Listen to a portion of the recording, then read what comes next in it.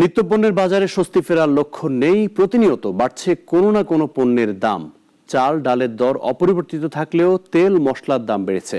Broiler কেজিতে 10 টাকা কমলেও মাছের বাজার চড়া। সবজির বাজারে রয়েছে মিশ্র অনুভূতি। অলিউল রনির রিপোর্টে বিস্তারিত।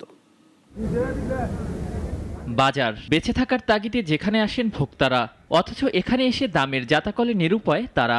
যতই সময় গড়াচ্ছে রাজধানীতে টিকে থাকা, ততই কঠিন হয়ে পড়ছে স্বল্প ও মধ্য আয়ের মানুষের।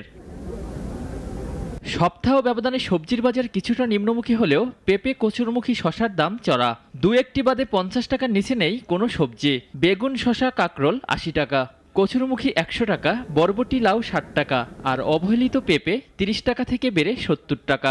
পেঁপের এই সময় পেঁপে হয় না, পেঁপে 70 থেকে 80 টাকা, আর গাজর 60 থেকে 70 টাকা, টমেটোর দাম একটু বাড়তে, টমেটো শেষ পর্যায়ে চলে যেতেছে। কিছু কিছু পণ্যের দাম আগের রকম আছে, আর কিছু কিছু দামে পণ্য একটু কমছে। আগে তো 20 টাকা ছিল পেঁপে, এখন 80 টাকা। বোঝেন কিরকম দাম ছিল। শশাটা আর কচুমুখিটা, এই দুইটা জিনিসের জন্য বাজার বেশি যাচ্ছে। 30 টাকার জিনিস 50 টাকা নিচ্ছে, তাহলে বেশি না? চাল ডালের দাম অপরিবর্তিত থাকলেও তেল মশলার দাম চড়া। সয়াবিন তেল প্রতি কেজি 190 টাকা।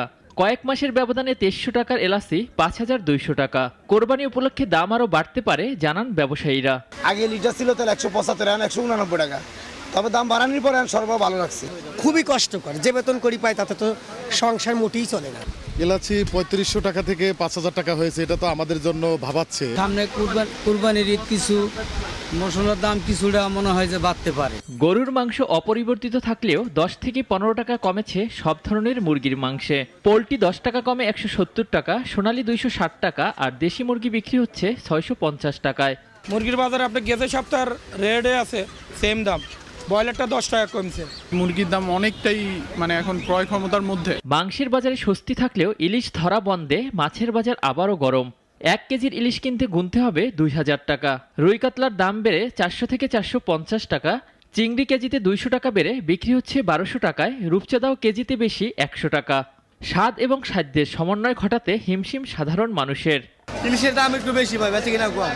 ইলিশের সরবরাহ কম, তো এই জন্য বেঁচে কিনা কম। দাম বাড়ার ভিতরে হরিণা চিংড়ি বাড়ছে, আর গলদা চিংড়ির দামটা বাড়ছে। যে বেতন পায় কিনা খাওয়ার মতো থাকে না, খুব কষ্ট হয়ে। বাসা থেকে ভেবে আসছি যে মাছ নিব, এসে দেখি মাছের দাম বেড়ে গেছে, সেই মাছটা আর কিনতে পারছি না। সংঘবদ্ধ সিন্ডিকেটকে সম্পূর্ণরূপে বিতাড়িত করতে পারলে পণ্যদ্রব্যের মূল্য আরও সহনীয় পর্যায়ে নেমে আসবে, ফিরবে স্বস্তি, বলছেন সাধারণ মানুষ।